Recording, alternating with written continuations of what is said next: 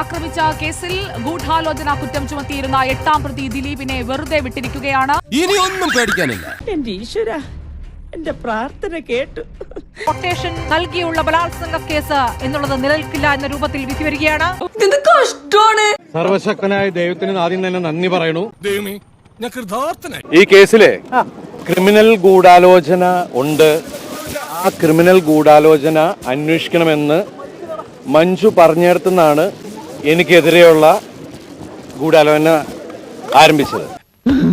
എന്താടാ വെള്ളം അതിന് അന്നത്തെ ഉയർന്ന ഒരു മേലുദ്യോഗസ്ഥയും അവര് തെരഞ്ഞെടുത്ത ഒരു സംഘം ക്രിമിനൽ പോലീസുകാരും ചേർന്ന് ആണ് ഇങ്ങനൊരു നടപടി ഉണ്ടാക്കിയത്. ഒരു കയ്യബദ്ധം നാറ്റുകരുത്. എന്തായാലും എവിടെയാണല്ലേ നമുക്ക് പാളിയത്? അതിനായിട്ട് ഈ കേസിലെ മുഖ്യപ്രതിയെ കൂട്ടുപിടിച്ച് അയാളുടെ ജയിലിൽ ഉണ്ടായിരുന്ന കൂട്ടുപ്രതികളെയും കൂട്ടുപിടിച്ചിട്ട് ഈ പോലീസ് സംഘം ഒരു കള്ളക്കഥ മെനഞ്ഞെടുക്കുകയാണ് ചെയ്തത്. ഇതാണ് ഇവിടുത്തെ വ്യവസ്ഥിതി.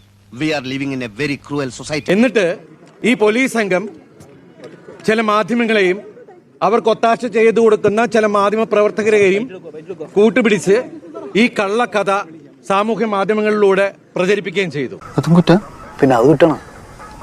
ഇന്ന് കോടതിയില് ഈ പോലീസ് സംഘം ഉണ്ടാക്കിയ കള്ളക്കഥ തകരുകയാണ് ചെയ്തത്.